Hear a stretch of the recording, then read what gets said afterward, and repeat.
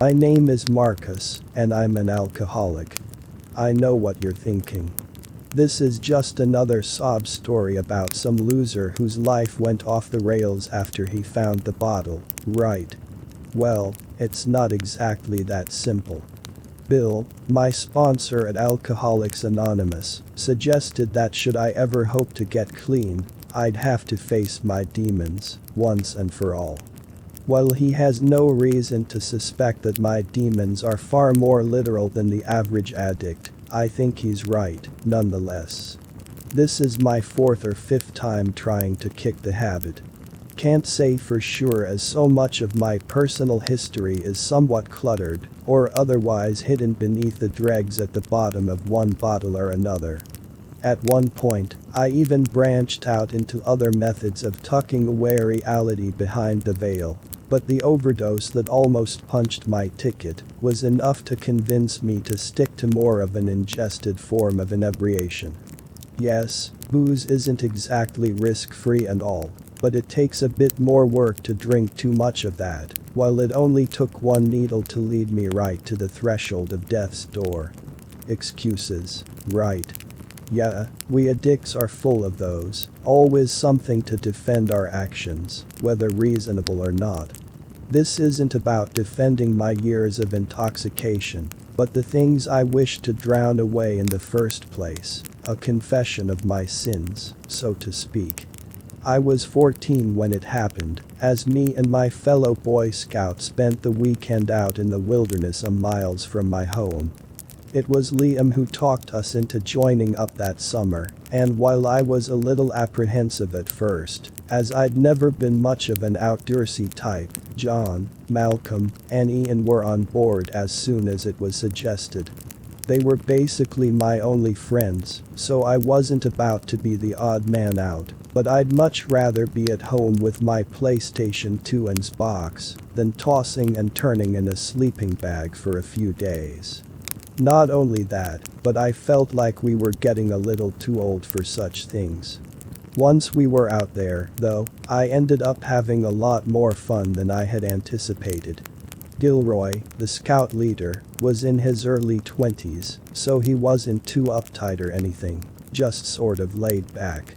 He was the uncle of some kid named Benny, who had been part of the troop longer than any of us. He was an alright kid, a bit of a know-it-all, and a stickler for the code, as he called it, but even he managed to relax and chill out some once we got out to the lake. We spent a good bit of that first afternoon fishing and cutting up. I almost impaled John's ear with my hook at one point, but he turned just in time to allow it to do no more than tap the back of his head. I was about as coordinated as a drunken break dancer back then, still am for that matter, though the drink is likely a factor in that.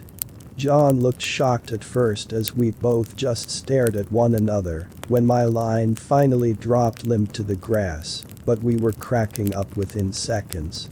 Though I would have felt awful if I had jabbed the damn thing into his lobe, I often wonder if a trip to the emergency room would have saved us from those events that still haunt me. When the sun went down on that Saturday, the 28th of September 2002, we set a bonfire, around which we would take turns telling scary stories.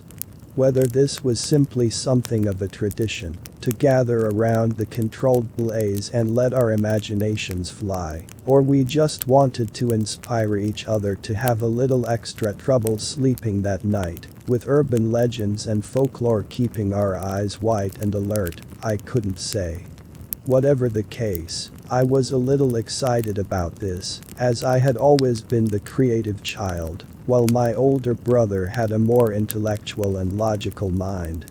When we were just kids, I assumed that was my father's way of avoiding saying I was the stupid one, as he was quite the intelligent man himself, but I loved my ability to daydream about far-off and wondrous places. These days, my creativity only tortures me even more with the things I've been through. After the sun went down, a gentle wind began to caress the lakeside by which we were spending the night. As the temperature dropped, the heat of the fire was a most welcome sensation to my gooseflesh. With the warmth easing our collectively shivering frames, we all sat in a circle around the fire, passing the flashlight that would serve as our microphone from one to the next. While I hadn't necessarily been prepared for this, as it wasn't discussed until the sun fell to rest for the night, I never had a hard time throwing together an impromptu tale. I barely paid attention to most of the stories that would come before mine, as I was mentally preparing for the task at hand, one that I was most certainly taking more seriously than anyone else. That's what I thought at the time anyway. The first handful of tall tales couldn't so much as break through the wall formed around my inwardly mapping out my tale. The fifth kid to speak up, Reggie, I think was his name, almost grabbed my attention, but when the climax ramped up to something bordering on intense, the boy in the story woke up, revealing it was all just a dream in the end. I know these were just silly campfire stories told by children anywhere from 10 to 14, but I always saw that sort of ending as a cop-out, even if it was just made up on the fly by a 6th grader. I just rolled my eyes before blocking out the next story, the second one to involve a monster under the bed. Even John and Malcolm couldn't produce anything of high enough quality to distract me from my world building and character development. There were 14 of us in all, not counting Gilroy, who came off far too enthusiastic about every tale that was spun, but I had made sure to sit next to Benny, who volunteered to speak first that night, as I wanted mine to be the last. Not only did I want the extra time to craft my tale before the clockwise rotation would lead all eyes to me, but I was certain mine would be an absolute banger, assuring that everyone would have trouble sleeping that night. My mouth was practically watering with anticipation until the flashlight was handed to Liam. From the second he began to speak, I couldn't hope to distract myself from his story, one that sticks to my mind like gorilla glue to this day. With the light shining under his chin, as was the tradition for such tales spun around a fire, his voice sounded both somber and sinister as he spoke. While other kids had joked and laughed during every story that came before, nobody spoke during this one, nor did even one eye drift from the boy, highlighted by the illumination of the torchlight and flickering flames. Whether it was the words he spoke or the way he spoke them, I can still recall every syllable, even after all these years. He called this tale The Betrayal of the King. Barnaby King was not a child that any parent hoped for. Not only was he hideously deformed, something that inspired the nurse to scream out when he was brought into this world, but he would prove to be more than a handful to his mother and father. He did not cry when he was born, nor did he scream out from the shocking and jarring transition into this world, only gazed up at his mother with those tiny, black, and empty eyes. While Catherine and Harold King were in equal stages of horror as they stared down at their newborn abomination, they attempted not to reflect this feeling to one another, only to bravely face the cards they had been dealt. As the years passed by, the Kings would turn away visitors to their home, even their parents who had hoped to be a part of their grandson's life. While they never explained the reasoning behind why they would refuse them entry to their home, it would never stop their loved ones from trying. It was Harold, more so than Catherine, who would not allow young Barnaby to be seen by any prying eyes. Whether it was shame that inspired this or simply those fears he would never speak aloud, his wife was uncertain. Of course, she shared his feelings, regardless of how hard she fought to convince herself that she loved her child. Yes, his nature seemed as grotesque as his face, but she hoped she could find a way to change both aspects for the better someday. By the time Barnaby reached his 10th year in this world, his parents had him confined to the basement. This was something that they were certain was necessary after he began his late-night outing some months prior to the decision to essentially imprison him. It wasn't until Harold noticed the blood trail leading from the woods behind the house to a mutilated corpse of a squirrel, halfway buried next to the patio, that he understood something was amiss. That night after Catherine had allowed her sleeping pills to kick in, he stayed awake to keep an eye on things. He snuck out to his tool shed at the rear of the backyard, right next to the tree line, making sure to remain as silent as possible, so as not to alert any wildlife to his presence. Though he had a sneaking suspicion of who indeed was responsible for the strewn-apart remains of the forest creature, he desperately hoped he was mistaken. When he saw young Barnaby stealthily creeping from the back door through the split wood of the shed's wall, he felt his back tense with the knowledge that his first impression had been the right one. The boy darted those black eyes from one side to the other as he snuck softly across the yard, hunched over with slick drool seeping from that enlarged and low-hanging underbite. Finding himself reluctant to follow his son into the woods as he watched him pass his view from the shed, Harold realized he had not fully thought this through. Yes, the boy was small for his age, but his father still wore some scars left in the wake of the jagged teeth from those early years. He couldn't help but feel that should Barnaby not locate something to satiate his hunger, he would turn those ankle biters on his father once more. He still argued with himself that his own flesh and blood could not truly be capable of such a grievous act, regardless of this late-night jaunt into the woods. It was as he waged this inner debate, uncertain of how much time had passed, that he noticed his son coming back into view.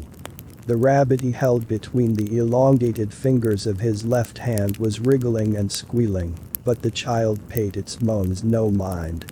Harold had to cover his mouth to prevent a similarly pitched shriek from escaping when the boy raised the panicked animal to his lips. The horrified sounds of the poor creature combined with the tearing of its fur-lined flesh caused the man hidden away in the shed to close his eyes, lest his dinner retching to the floor expose him. Even covering his ears, he could not fully block away the moist, ripping, and snapping of bones as Barnaby finished his snack. Once those gruesome noises dissipated, a reluctant Harold glanced back through the split wood to see the boy still holding what was left of the blood-soaked rabbit in the hand that hung below his knees. Again he glanced from one side to the next as he approached the house, kneeling and pulling away a loose board beneath the patio, stashing the beast away. After the work was done, he crept back into his home, taking one more glance behind him. Harold could swear that blackened eye gazed directly into the white and trembling one that peered through the gap in the wall, but when his son gently closed the door behind him, he finally allowed a shaky breath to escape his lips. Surprisingly, it wasn't difficult to convince Barnaby to relocate to the basement, though at the time, he was not yet aware he would remain locked away behind a heavy and padlocked door. Harold had performed the renovations himself, being quite adept in working with his hands, as any seasoned contractor should be. He was just as glad of the soundproofing as the sturdy walls and doors by the time the boy understood his new circumstances. The Kings would make sure their son was fed through a slot in the door. He had a full bathroom, fitted with a shower in his apartment below ground level, as well as cable, gaming systems, and plenty of books to entertain him. These measures were taken to ease their conscience, more than their son's needs, of course, but it was enough to help them sleep at night, as well as resuming activities they had not indulged in since Barnaby came along. When Lillian was born, something that filled the couple with terror, as they feared another demon spawn had taken root in Catherine's womb, they were thrilled to see that they finally had the child they had always hoped for. She was the light of their lives, and just as beautiful as her mother was at such a young age. Naturally, they planned to never introduce their children to one another, something that would require a lot more work as she grew older. Seasons came and went, each one bringing new and wonderful experiences with the kings and their little girl. She was a well-behaved child for the most part, aside from the time she got in a scuffle with a boy at school. Harold boiled over with rage when she informed him that the older kid was teasing her before pushing her around. Having been something of a hothead in his youth, one prone to lashing out at others should he find a reason to, Lily's father had to compose himself after hearing this. While he was tempted to go to the boy's house and confront him for what he did, he swore he would never return to his old and impulsive ways. When his daughter assured him all was well, how the kid left her alone after she sank her teeth into his arm, Harold let go of his rage. He was, however, quite concerned about the possibility of Lily having ingested any of the blood, had she even bit down enough to break the skin. While she understood his concerns, especially with all of the potential illnesses out there that she may or may not have exposed herself to, her father was relieved to hear she had not caused any more than some bruising with her bite. While the Kings would attend every event they could at their daughter's school, talent shows and plays, track meets, and all, they felt no guilt about neglecting Barnaby. Lily was an outgoing girl with a great many friends, and her parents did everything they could to please her, while only granting minimal efforts to assure themselves that their son maintained his sorrowful existence. It was on the eve of young Lily's 11th birthday that their happy life took a far more brutal turn, one that would rip their world apart in a matter of minutes at most. Unbeknownst to Catherine and Harold, their daughter had been aware of her sibling for some years by this point. Though they had never been able to meet face to face, they had found a way to communicate. When she was much smaller and far lighter on her feet, she had followed behind her father as he carried the nightly meal to her brother. While they always made sure she was otherwise occupied or distracted, when one of them would make those excursions to the basement twice a day, the Kings had not noticed that she had grown steadily more aware of their more erratic behavior at those times of the day. Being a curious child, as many would be under such circumstances, she planned out her investigation for a solid week before taking the plunge. Her heart was positively racing as she crept behind her father, making sure to duck down or hide behind whatever furniture she may be closest to, should he look to be about to turn.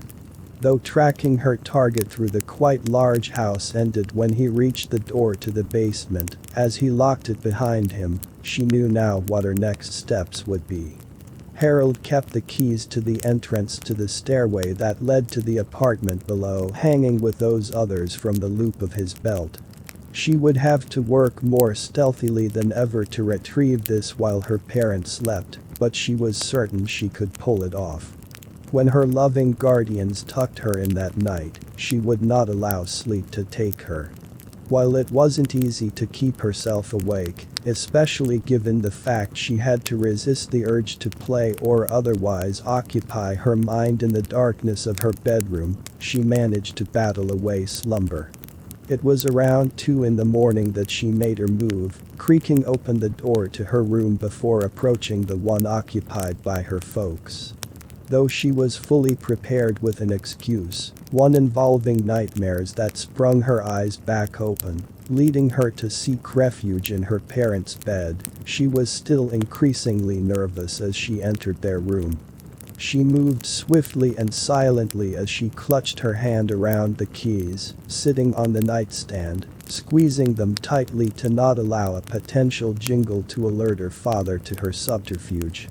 She was panting for breath as she made her way back into the hallway, but she had achieved the first part of her goal. It didn't take her tiny legs long to reach the locked door, and her fingers were tingling with anticipation, quickly turning to frustration as she tried one key after the other. With another heavy and trembling sigh, she finally located the correct key, splaying open the door before her. Barnaby was scared at first when she spoke softly through the flap in the heavy entrance to his apartment. His fear momentarily gave way to anger when she revealed who she was, something that made the little girl afraid, leading her to begin to back away. His rage dissipated quickly when the only friendly voice he had ever heard began to fade, inspiring him to practically beg her to stay. For hours they spoke that night, eventually allowing the boy to grow comfortable with his sister, enough to lean his face down to the thin flap through which his meals were delivered. She gasped at first, even seeing only the portion of him that she could make out, but when she reached her tiny fingers through the slender opening to touch the rough texture of her brother's cheek, he felt a warmth he had never known. Before Lily returned to her bedroom, Barnaby confessed to his sister his efforts to escape. While he had achieved no more than the slightest of splits at the top of the wall between him and the outside world, over years of scraping away at it with the plastic cutlery provided with his meals, it was enough for something. Each day from then, sometimes multiple times if the coast was clear enough, they two would pass notes back and forth.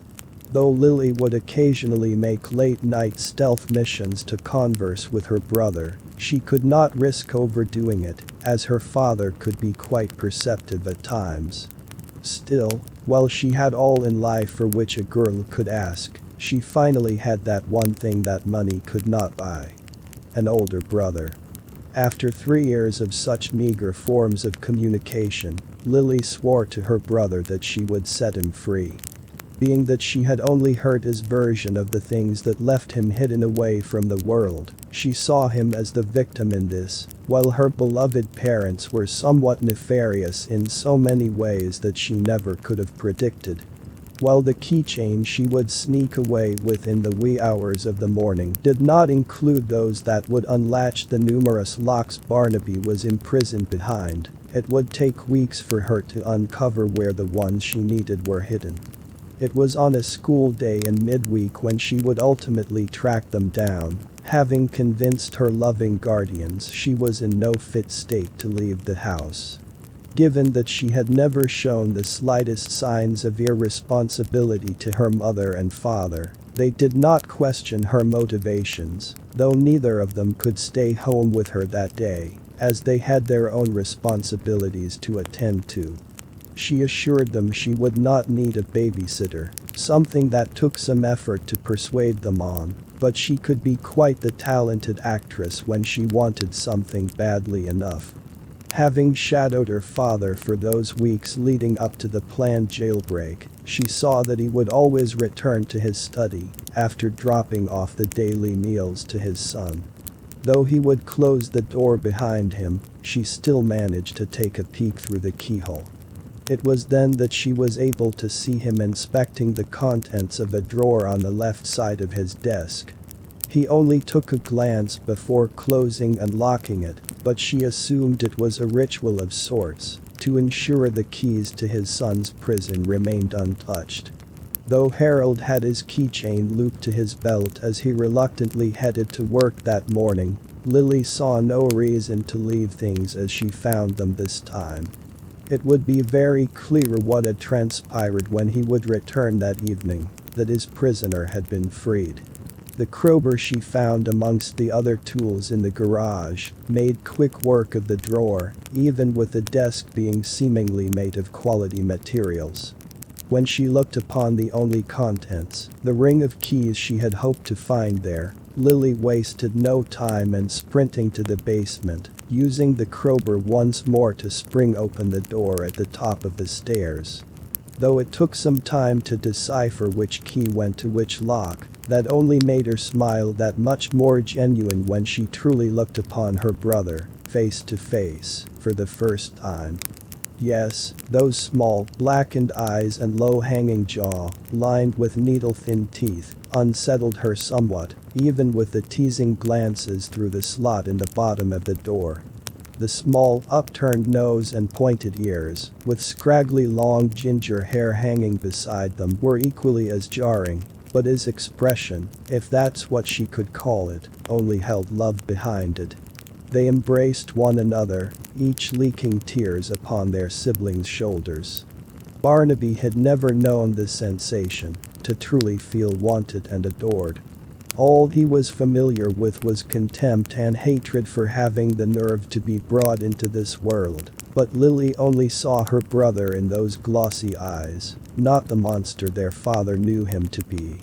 It was while they were packing up his belongings, what little he had, that a sound inspired both of their faces to grow cold from blood loss. The front door of the house being unlocked and opened, followed by frenzied curses spitting from their mother's lips when she seemingly saw the basement door ajar, left the two with limited options. Lily asked her brother to stay behind as she walked up the steps to find Catherine already standing in the doorway, looking as pale and shocked as the young girl felt.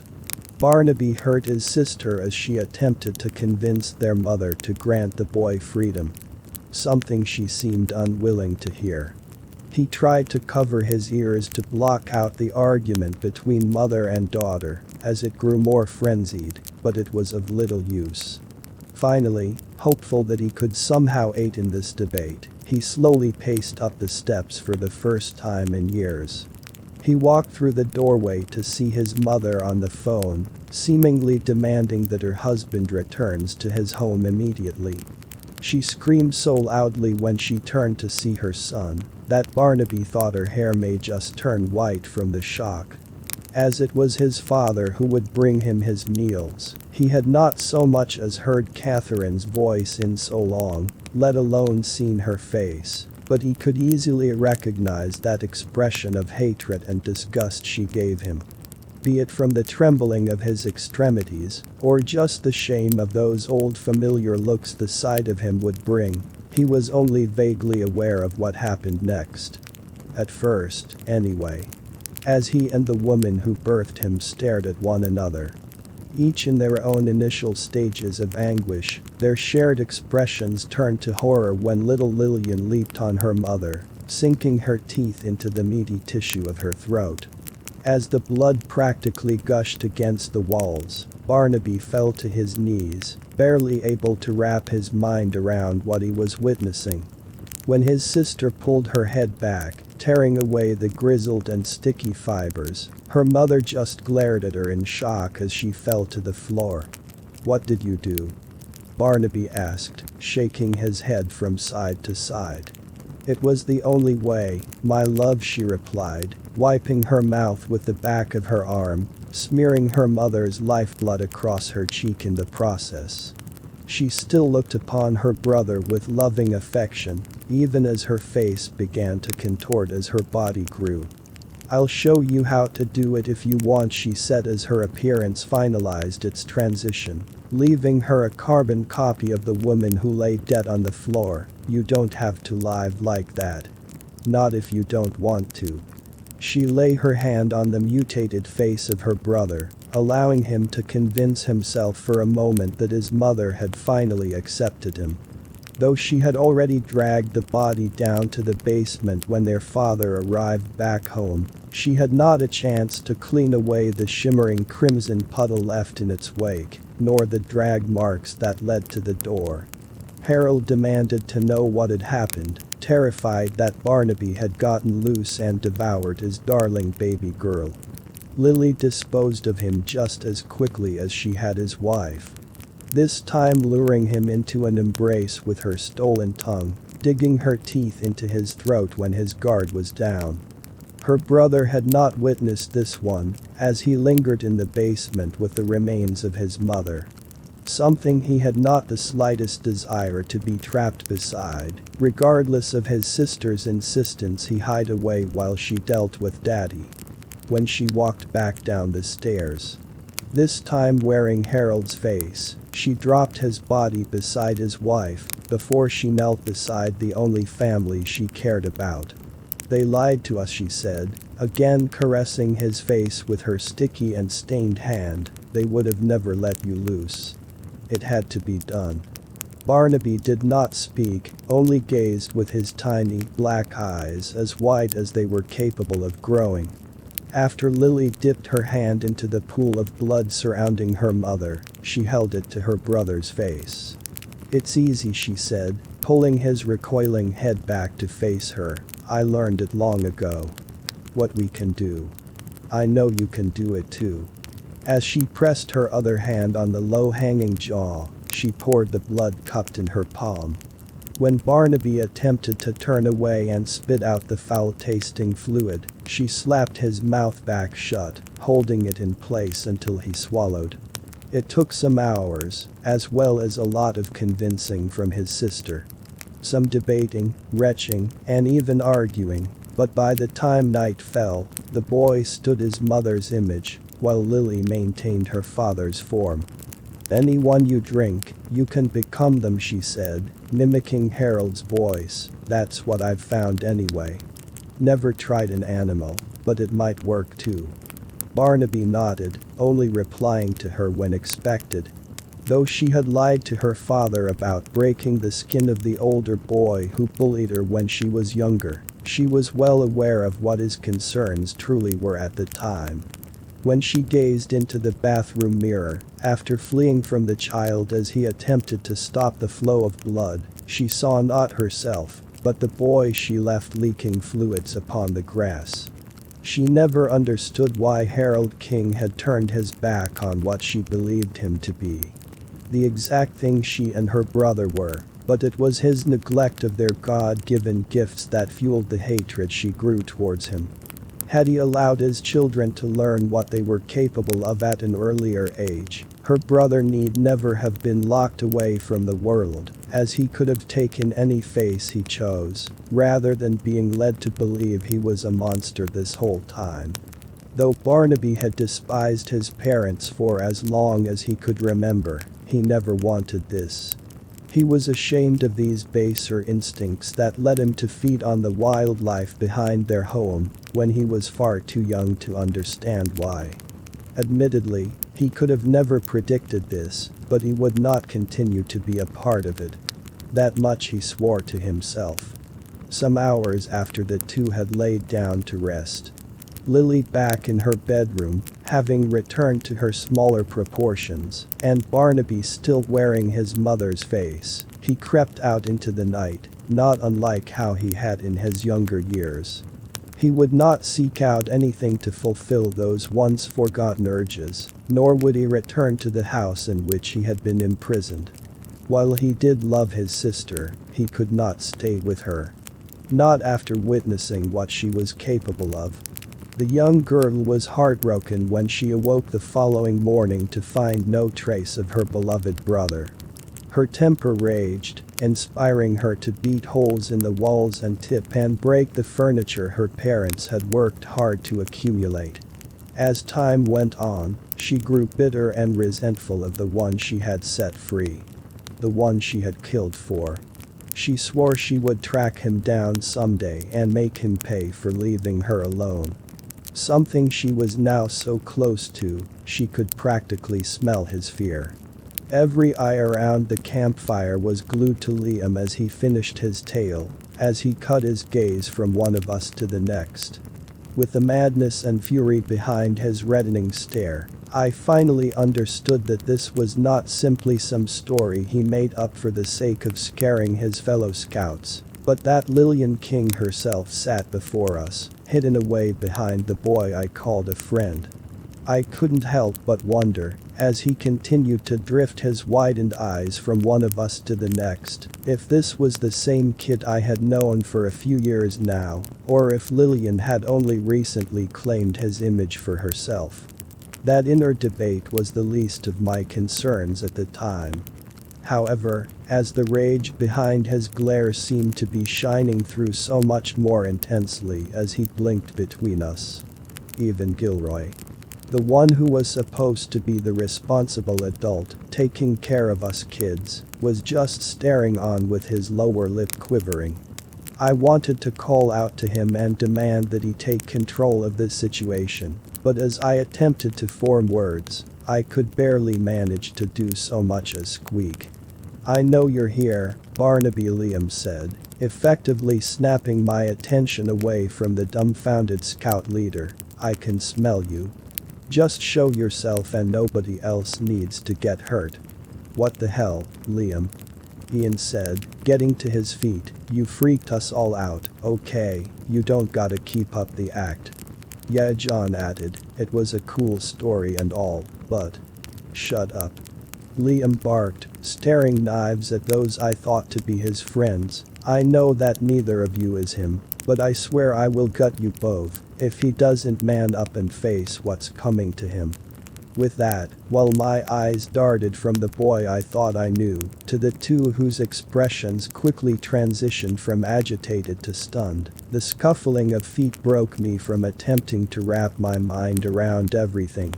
Whether it was the fury behind Liam's words that sent everyone running in varying directions or that hateful malice behind his gaze, I couldn't say, but when he screamed out in anguish after the others scattered, I felt inspired to flee as well.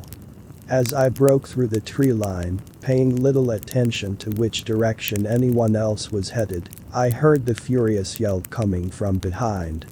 Back where we left that bonfire crackling. I still wouldn't look back, even when the scampering footfalls around me grew more muffled, signaling that I was likely alone on my chosen path of retreat. When a blood-curdling squeal reached my ears, I had to assume that my friend had caught up to at least one of the fleeing children. As much as I hated the idea of any of us ending up bloody upon the dried autumn leaves, I couldn't help but hope that the one he found was the one he sought. I felt guilty for even wishing for something like that, but one body left in the wake of all of this was a far better outcome than all of us. That's what I told myself anyway. Regardless of how that squeal from somewhere to my left practically drained the strength from my legs, I still pushed on through the pain in my side and the burning in my lungs. I almost considered stopping for a moment to catch my breath, but two more agonized wails in quick succession convinced me I could not risk it. While those swiftly silenced howls seemed further off than the one before, I had to find a place to hide if I hoped to survive this. Something that was no simple task with how dark my surroundings were. Finally, having no hope of resisting my weakening extremities giving out, I slid to the ground, tearing my arm across a broken tree branch in the process. I wanted to curse aloud when the jagged wood split my flesh, but I slapped my hand to my mouth before my skidding across the leaves came to a halt.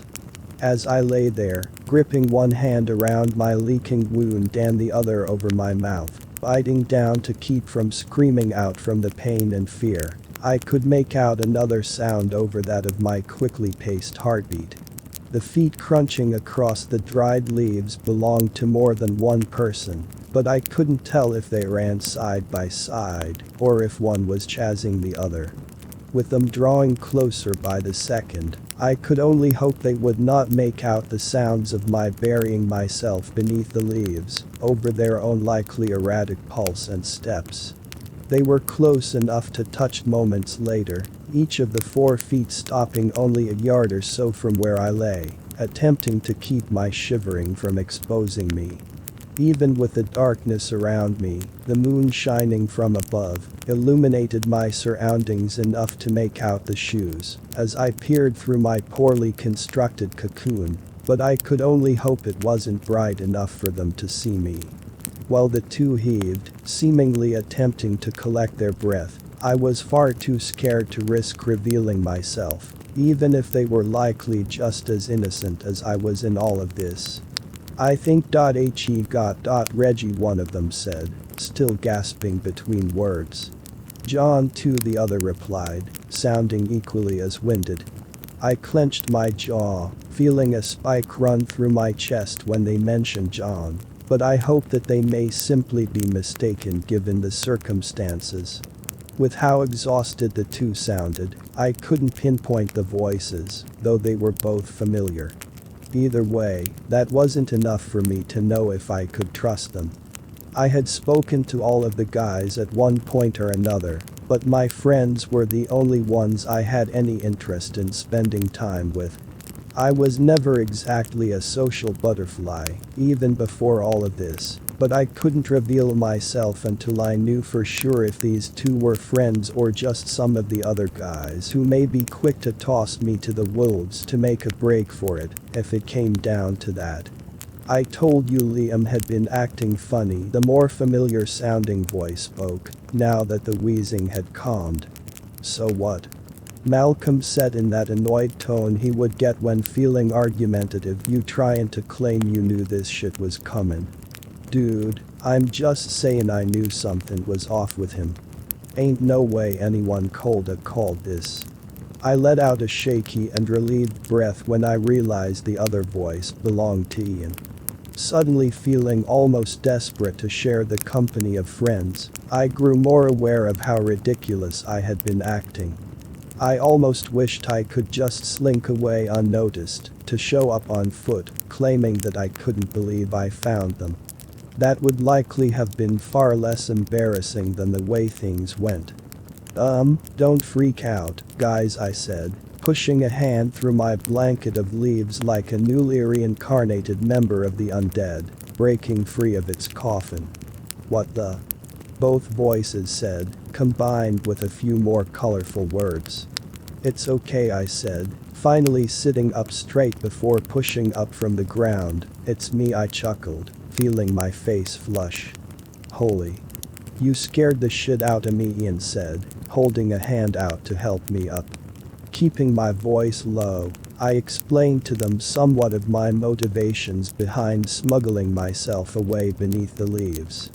Something that made us all laugh a bit, though mine were not quite genuine, being still a bit awkward and ashamed. When we calmed back down to something more somber, Malcolm told us what he'd witnessed. John, it would seem, was indeed dead, or at least in pretty rough shape. From what he saw as he ducked behind a thick tree when Liam came leaping out of nowhere, our friend didn't have a chance to avoid the teeth chomping into his neck. I just knew I was screwed when he was done with him, Malcolm said, staring down at his feet. I stayed tucked behind that tree, feeling like I was gonna puke. I just knew he was coming for me when I heard him stomping closer, but when someone yelled from a ways off, he took off after them. I didn't move again until I was sure he'd gone, then I didn't stop running until I come across Ian. Damn near gave me a heart attack too. Ian said, gripping his chest. Ian had seen Liam tackling Reggie from a distance, but he didn't stick around to see what happened next. We all got silent for a few minutes. Each of us reflecting on our shame for leaving our friends behind. It was that very thing that left us so distracted when someone else came plundering toward us. Run. He called out as he pushed through the trees. He's coming. Rude. Before I had the chance to fully take in the sight of the only adult who had shared our company tearing through the branches, I felt him slam into me. Having paid little attention to my surroundings. What I could make out of them anyway, I was not only shocked by the impact of the shaggy-haired, lanky man, but of the steep hill we found ourselves rolling down second later. Marcus. Ian called after me, only moments before his ear-piercing shriek interrupted whatever he had hoped to say next. In all honesty, I can't say whether it was he or Malcolm who released that agonized wail, but that would be an unnecessary debate when the other joined in. When the twin chorus of horrified howls turned to gargled coughs and splutters, I was barely aware of the snapping of my ribs against the rocks and twigs I rolled across. When our tumble came to a halt, I felt my consciousness struggling to hold on, before everything faded before my eyes. Somewhere in the back of my mind, I was screaming out to my body, begging it to reawaken before my old friend caught up with me. When my eyes blinked back open, I was immediately aware of the significant amount of pain my body was in, as well as the guy my limbs were entwined with. From where we now lay, sprawled out at the base of the hill, there was far less light, making my new surroundings all the more hidden behind the darkness, but the pain I was in was as clear as day. "You okay?" I said, wincing from the agony screaming from my ribs as I nudged Gilroy. "Huh? I think so," he replied, slipping his legs from mine. I felt around the ground, hoping to find it level enough to attempt to push my broken body from its grip, but when I finally got to my feet, I was sure my eyes were playing tricks on me, or that the darkness was messing with my head. When I turned my gaze to that of the scout leader, the one I and my fellow scouts had put our faith in, I did not see the shaggy-haired, skinny man, but my spitting image staring back at me. "What the hell?" he said, backing away from me, holding his hands out before him. "No way," I replied, unable to think of anything else to say, other than questioning why he was backing away from me when he was the one who stole my face. As we just stared at one another, both of us wearing the same slack-jawed expression, something in the back of my mind was yelling at me to start running again. While just about every inch of my body was in pain, I knew I had to convince my legs to get moving. Not only was I fully aware that I was face to face with Barnaby King, but I was certain that his vengeful sister would not simply have taken for granted that her work here was done. It was as my mind was conjuring these facts, wrestling through the clutter of everything else this night had presented me with, that I felt the breath on the back of my neck. "You're the only two left now," a voice spoke from behind me. Not that of my friend, but a more feminine tone. "You could have made this so much easier. You know that, right? It's your fault they're all dead." The voice was emotionless, yet graveled in a way. Youthful and aged at the same time. Though I was frozen in place, as was the other kid wearing my skin, I felt my body seemingly move of its own accord, turning in place to look upon what would surely be the last thing I ever saw. While my subconscious fought to sprint away from my inevitable demise, my eyes' desperation to see what had become of Liam took the wheel. When they met the empty stare of what stood there, the horror of what I looked upon threatened to stop my heart before Lillian King would have the opportunity to. I couldn't tell if the thing was smiling, or if it was just the effect of that exaggerated underbite, hanging low, with those needle-like teeth stained with the blood of my fellow scouts. It looked like the face of an angler fish, but with slightly pointed ears in place of the fins on each side. Those small, spherical, black eyes glared into me, with nothing remotely human behind them. I felt my feet shuffling against the dried leaves that still wore my blood, steadily backing away from this creature as its body heaved with breath, contorting the stretched and torn uniform that was wrapped around its slender and hunched frame. I couldn't take my eyes off it, even when it began to move in closer, closing the small gap I had made between us in 2 long strides. "Lillian," I said, almost hoping I could reason with it. It nodded in response, not so much as blinking those hauntingly dark eyes. Had she altered the story she told us to switch her and her brother's places? Was she the deformed and forgotten one, while he was the favored child of her parents? Could this be the true form of whatever her father truly was? What he was ashamed to have passed on to his son? At the end of the day, when all of this was said and done, I suppose none of these questions would matter. As soon as I felt those lengthy teeth dug into my already shredded shoulder, I knew my curiosities would die with me. She wasn't aggressive with her bite. In all honesty, there was something of a tenderness to the way she drooped one hand over the side she wasn't chewing on, with her other pressed to my lower back. When she pulled back, tearing away a strip of my flesh with her, allowing the blood to gush from the open wound, I closed my eyes as I fell to my knees. "Run!" my clone called out as he attacked my would-be murderer, pushing me back as he tackled her, saving me from her following attack. Though my shirt was heavily dampened by the constant flow of my bodily fluids, I needed no second demand to encourage me to get moving. It wasn't easy to push one leg in front of the other. Not at first anyway. It was more the shock of everything that had only just occurred than the pain at the time. Likely the blood loss was a factor as well, but even as my ruined shoulder collided with the thick trunk of a tree, I continued forcing myself forwards, not so much as looking back. I could hear the sounds of the ongoing battle for my freedom as clearly as if I still knelt on the ground beside it, but I wouldn't allow it to distract me from reaching my goal. I was so unfamiliar with this area that it was impossible to know if I would succeed in my escape, but I had to try. Some minutes later, a time frame that I was fully uncertain of between my fear and quickly dwindling energy, I noticed that only silence surrounded me.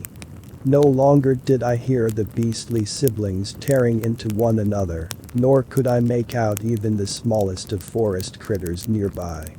Being unable to know if Liam, or Lillian, whoever the hell that was, could still be intent on hunting me down if she survived the battle, I still would not stop.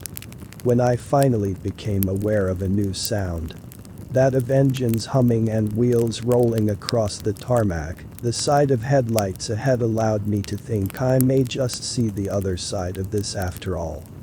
I almost sprinted right into the road when I cleared the tree line, skidding to a halt before I met the front end of a speeding sedan. I screamed out with every ounce of energy I had left, praying to the gods to allow my pleas to be heard by someone. Anyone. I was barely holding on to consciousness when I noticed still headlights casting my elongated shadow before me. It wouldn't be until sometime later, after reawakening on a surprisingly comfortable hospital bed, that I would officially meet the middle-aged truck driver who spotted me before I fell into the black. Over the following days, I would recall the devastating events of that ill-fated camping trip to a variety of official-looking individuals. 2 police officers being the first, as soon as my doctor cleared me to answer their questions. Though I could only assist them with what I had personally witnessed, some of which was quite foggy through the trauma of it all, I quickly grew exhausted from repeating the same words over and over again. While I would not be privy to many aspects of their investigation, I was informed that I was the lone survivor of the wrath of Lillian King. Someone who was nowhere to be found when the dust settled. Whether she wore another's face by the time the battle reached its bloody conclusion, or that she fled before the blue lights flickered across the trees, I can't say. The police were quite puzzled about the mangled corpse of my doppelganger, as was I, truth be told. A police car remained parked outside my childhood home for some weeks after I was cleared to come home. When the body of the true Liam Holbrook was discovered some days after that night, it would be taken for granted that Lillian King was still out there somewhere. Given my recollection of the story she told, the authorities felt content in the knowledge that she would have no reason to seek me out, but wanted to keep an eye on things nonetheless. I would have a significant amount of physical therapy to endure when I was able, in addition to the psychological counseling I maintain to this day. Those first few months after the brutal murder of my only friends in this world were the worst, but my anguish eased in time. Unfortunately, the more I grew aware of what truly occurred that night, the less stable my mental health became. Perhaps it's simply the fact that I was far more resistant to use my gifts than my sister that caused this particular transition to be so jarring. I had been Jacob Gilroy for so many years that I had almost allowed myself to believe it was my true identity. I had lived on the streets for some time after fleeing my home, still dressed as my mother, so to speak. Having been cooped up in that basement for so long, I had not the slightest understanding of how to make it in this world, so I ended up amongst my fellow lost souls. The real Gilroy was a friend I made during those times. One who inadvertently poisoned himself to death with a needle in his arm. Fortunately, I only needed a sampling of his blood to become him, so the toxins he fed into his veins only caused me a fleeting euphoria. Being the first time I willingly became another, I had not been aware of how fully we embrace our new skin, as well as the memories of those costumes we don. The troubled life my friend lived was all I knew for those months following his death, even up to the second the contents of that needle put his life to a premature end. These recollections pushed my own personal history back for a time, hiding them behind the curtain of the life I adopted. I even felt scared when I saw the face I wore upon the dead man before me when I reopened my eyes. Seeing this as a sign, I managed to get my life together. Gilroy's life, that is, but Gilroy I was, for all intents and purposes. Once my fractured brain rebuilt the memories of my true lineage, I maintained those I had adopted as well. It can be distracting, mind you. Carrying multiple lifetimes in my head, understanding which memories are my own, and which ones I stole. But I can only imagine how many poor souls my sister has locked away in hers by this point. Why I never stole the full experience of my mother's existence, I cannot say. Perhaps it was simply the fact that she was my blood. Maybe it was due to my resisting that first change. I suppose there are some aspects of my life I may never fully understand, nor the facts of what I even am, for that matter. In this case though, with the blood transfer being accidental as we tumbled down that hill together, I was fully immersed in the reality of this new face by the time my eyes blinked back to awareness. I would say that I can only imagine what was going through Marcus's head when he saw me looking back at him, but I would have to believe we were on the same page at the time. Likely we both saw the other as the one Lily sought out, but I can't even begin to understand why he was so willing to sacrifice himself to grant me freedom. When I awakened in that hospital, my heart ached for the friends I lost. Those that Marcus lost anyway. When the pain gave way to anger, I wanted nothing more than to inflict as much of that agony upon the one who took them from me. It could be that it was that very thing that inspired the true Marcus to attack my sister. The desire for revenge, rather than an effort to save me. I suppose there's no way to know that for sure, in the end. Perhaps, even after all these years, I do not fully understand the boy whose life I claimed for my own, once he had no more use for it. If nothing else, I can take some solace in the fact that his parents need not have mourned his passing, though they did bear witness to my self-destruction. I can't help but wonder if my turning to the bottle were some lingering effects of being Gilroy for so long. All things considered, I suppose none of this really matters, as I am doomed to face the destiny I fled from back then. Should I ever hope to truly battle my inner demons, I must track down the very literal one I allowed so many lives to be lost to. Whichever way it goes. Should I survive this encounter or not, it will never bring back those I let fall to my sister's lust for vengeance. Maybe it would be best if neither of us survives our next meeting. Just wipe away the stain our parents smeared upon this world altogether. If that's the way it goes, I think I'm alright with it. Perhaps it is well overdue that my stolen parents be finally given a chance to mourn the death of their youngest son. That's probably the least I can do for them. I think. When all is said and done, we all must face our demons in the end. No matter how far we run, or how hard we try to hide from them, these things cannot be avoided. I wish I had understood that much back then. Between my cowardice and my sister's fury, we both allowed innocent blood to be spilled. It's my fault as much as hers. What happened to the scouts I both watched over and considered friends? Sometimes I wonder if those whose lives I stole still live on within me, as well as the great many I'm certain my sister has inside her head. After all, we are all just memories in the end.